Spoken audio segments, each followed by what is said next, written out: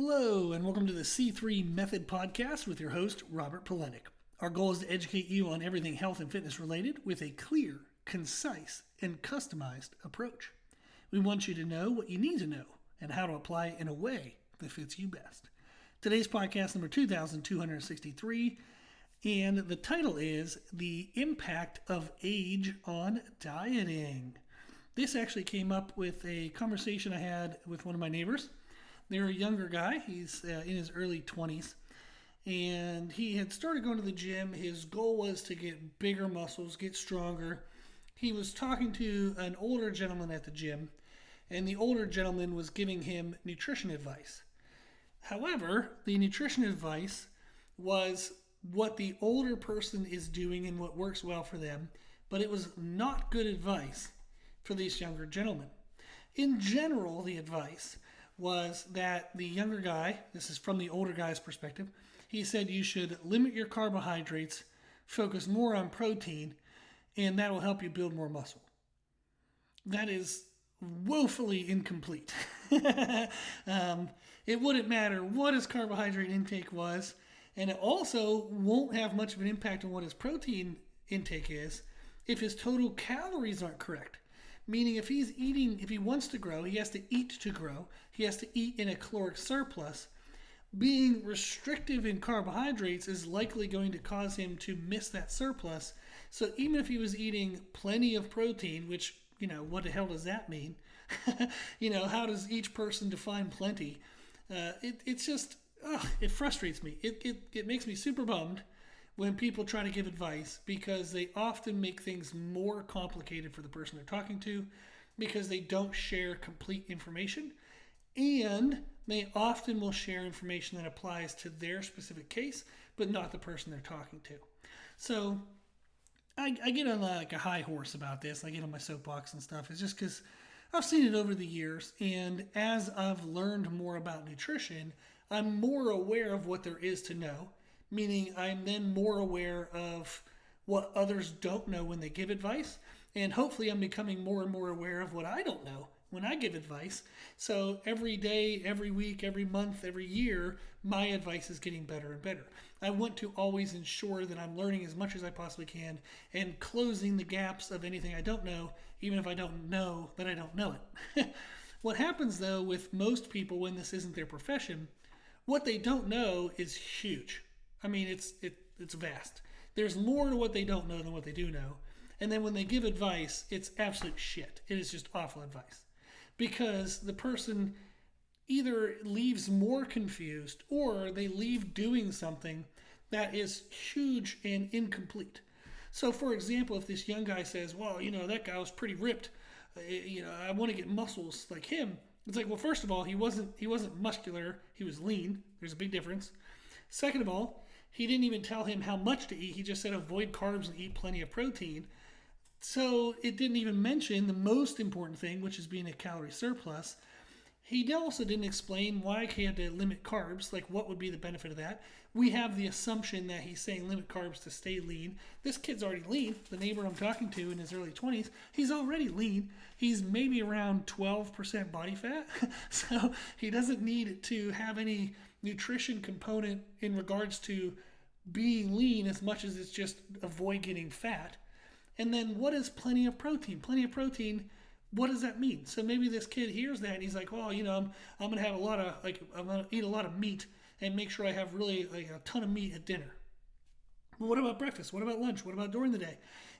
What about your total protein intake per 24 hours or per week if you look at a weekly basis?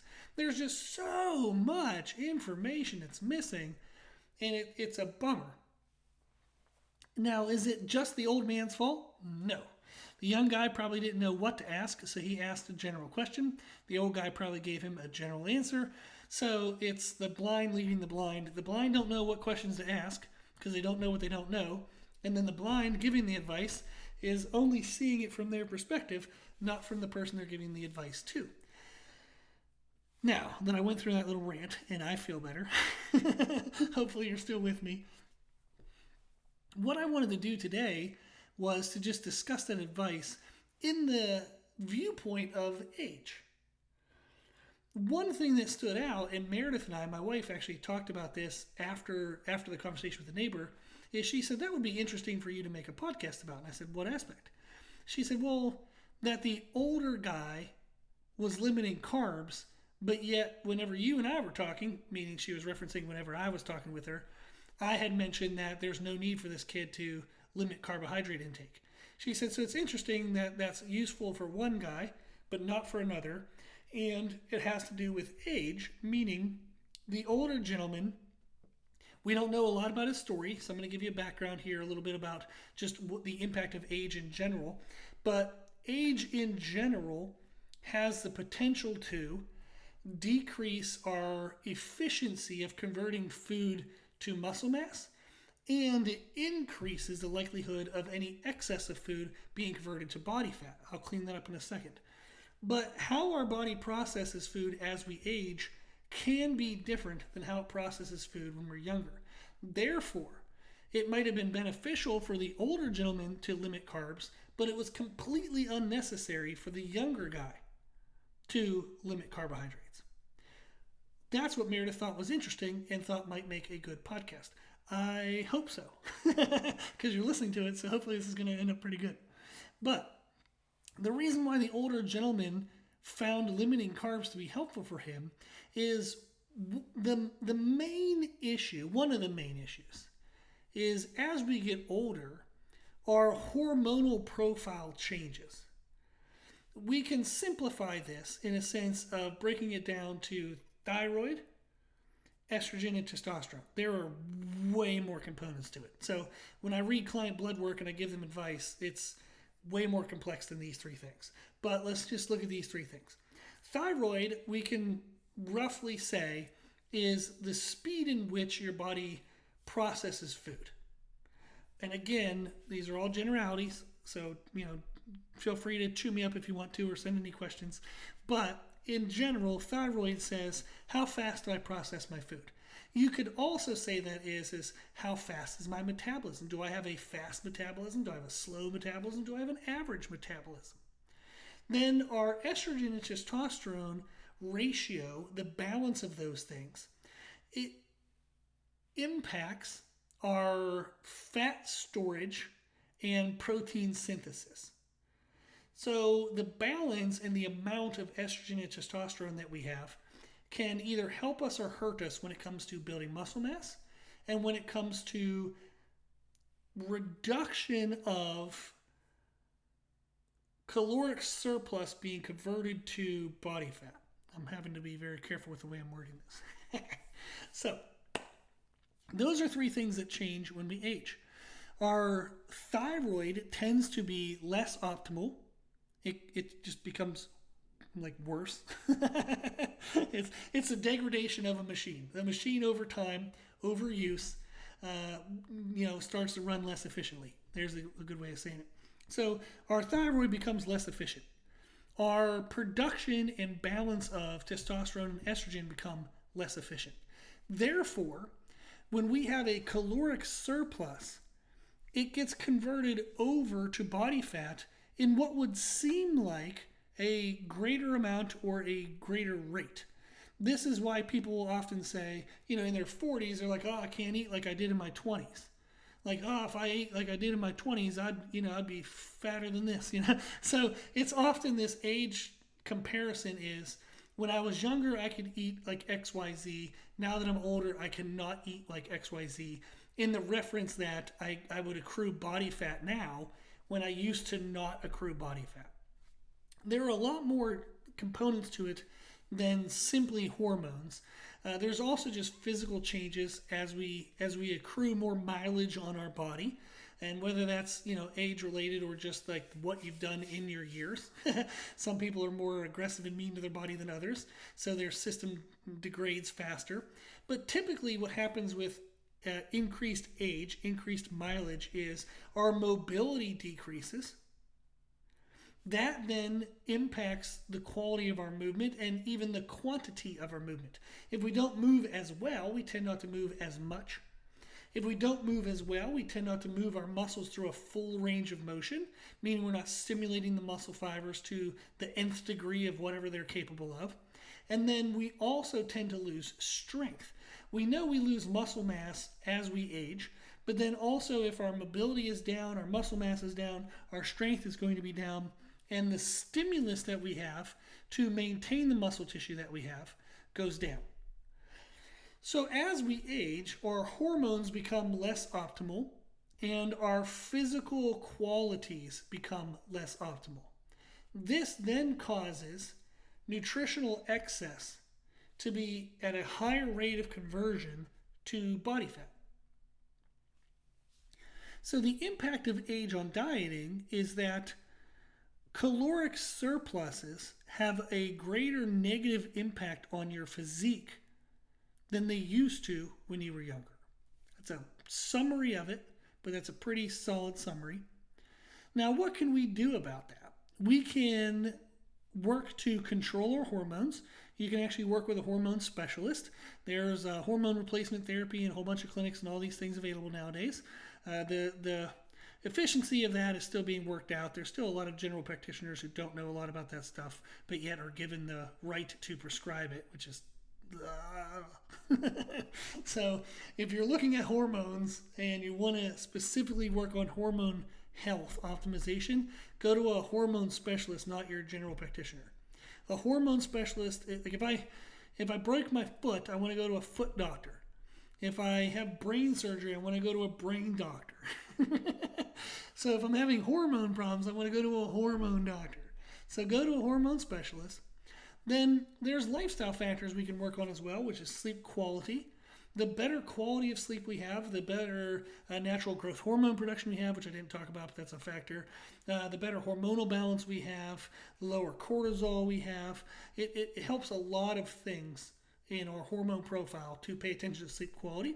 Also heavy lifting. You want to lift some heavy weights because that helps produce more natural testosterone, natural growth hormone. We have good, healthy hormonal profile when we lift big, heavy things and challenge our body. We also want to have daily movement. The more we move, the more physically active we are, we tend to have better hormonal profile as well. And then nutrition, optimal amount of calories, optimal amount of protein, that all impacts it as well.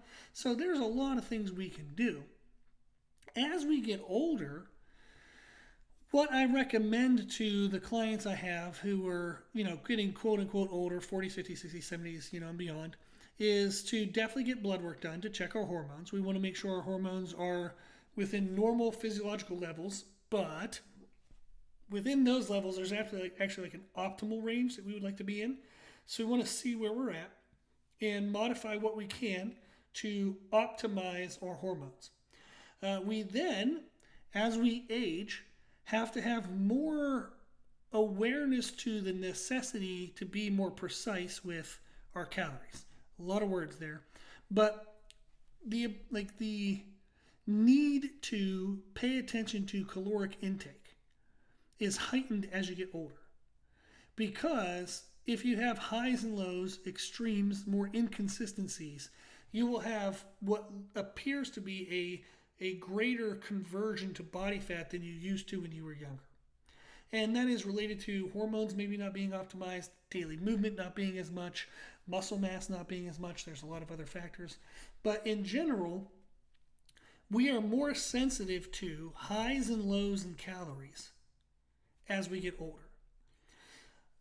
You'll hear people say as they get older, well, I just do portion control. I make sure I don't overeat. Well, that's throwing something into the wind and see how it works. Like, why the hell would you do it that unprecisely?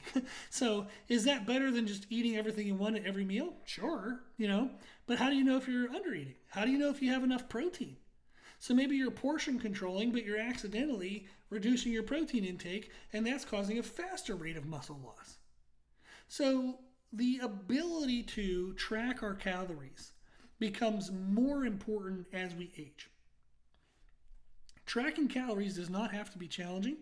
There's a lot of ways to do it where, with a little bit of upfront time investment and investment into understanding and learning what is within your food, you can learn to do it second nature, and you don't even have to use a tracking app, maybe only once or twice a week, if that, just to double check where you're at. But I have a lot of clients who just mentally track their calories throughout the day, and we do it in sections of the day. So for example, one way to do this is you can break the time that you're awake into 3 sections. So real quick breakdown of this is there's 24 hours in a day. We typically will sleep 6 to 8 hours, meaning we're awake for 16 to 18 hours. Let's say that we're awake in general around 18 hours. That means we can break the awake part of our day into 3 sections of 5 to 6 hours. So the first 5 to 6 hours of being awake, the second 5 to 6 hours of being awake, and then the final 5 to 6 hours or whatever of being awake. What we can do then within those windows, if we're breaking our day into 3 sections, we can divide our calories and our protein that we need per 24 hours into 3 sections. To make the math easy for myself, let's say that we needed 2,400 calories per day. If we divide that by 3, that's 800. So in the first 5 to 6 hours, I just want to make sure I get in 800 calories. And whether I do or don't, that's all I have to track for the first 5 to 6 hours. Did I get in around 800 calories? If I did, if I didn't, once 5 or 6 hours are over, don't have to pay attention to that anymore. I then move on to the next 5 to 6 hours and say, did I get around 800 calories? Maybe I was a little bit low in the morning, so I'm going to eat a little bit more here in the midday. Maybe I was high in the morning, so I'm going to eat a little bit less in the midday. So you modify a little bit based on what happened in the previous 5 to 6 hour time block. But you really only have to track 5 to 6 hours at a time, which is usually 1 to 2 meals. That's it. So you don't have to track, all your meals every single day and put them into this app that takes you a half hour at the end of the day. You don't have to do that. You just have to say, okay, for this 5 to 6 hours, can I get in a third of my calories? Whether I do that in 1 meal or 2 meals, and was I generally close? And then the same thing for protein. So maybe you're supposed to get in 150 grams of protein, so you're looking at 50 grams per third of the day, and that'll get you close to about 150 grams of protein. So you really only have to track 1 or 2 meals at a time, make sure they're near your targets for a third of your total daily intake, and then you just move on from there. So you're only tracking 1 or 2 meals at a time. Much easier. People do this all the time. Like I have clients all the time that do this mentally. They don't even use an app. This is second nature to them. It's a way of life. But being more aware of what is in our food, how many calories does it have, how much protein does it have, and then tracking that as we go throughout the day, it's more important as you get older. So it's worthwhile to do that as you get older because your hormones aren't as optimized, likely, and you don't move as much as you used to, likely, when you were younger, and you don't have as much muscle mass as you did when you were younger, likely. So that's what we want to pay attention to is calorie intake, protein intake, and then also hydration. People tend to drink less as they get older because they're moving less, therefore they're not as thirsty. So they tend to underconsume hydration. That negatively impacts mobility because your muscles are like dry and crackly and angry. Think of it as like beef jerky.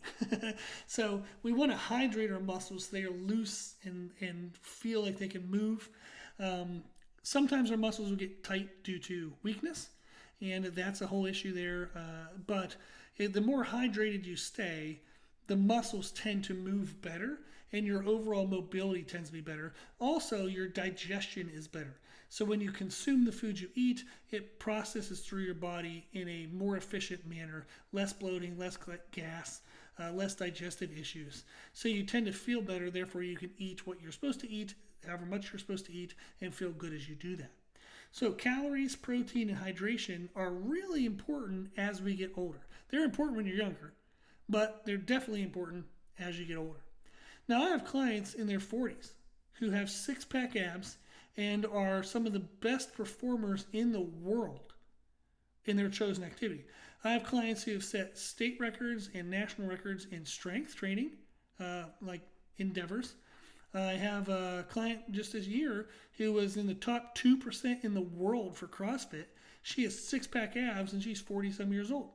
So you can be in your 40s, perform exceptionally, and be incredibly lean. We just need to pay a little more attention to our calories, protein, and hydration than we probably did in our 20s. I have clients in their 50s. Again, six-pack abs. They do fitness competitions. They do bodybuilding shows. I just helped a guy do his, I think, second or third ever bodybuilding show at 50 years old. Totally badass. Looked great. Six-pack abs, tight skin. Looked awesome. My mother actually did her first ever bodybuilding show at 50. She did another one, I think, at 52 and then 54. She has done 10 plus powerlifting meets, like strength competitions, through her 50s into her 60s. So she is squatting over 250, deadlifting over 300. She benches her body weight, and she's in her mid to late 60s. And she's a total badass and doing great. I have people in their 70s. They have healthy blood work. They have full mobility. They can get up and get down without having to make groans and moans and push off of things and lean onto things. And they're setting new strength PRs.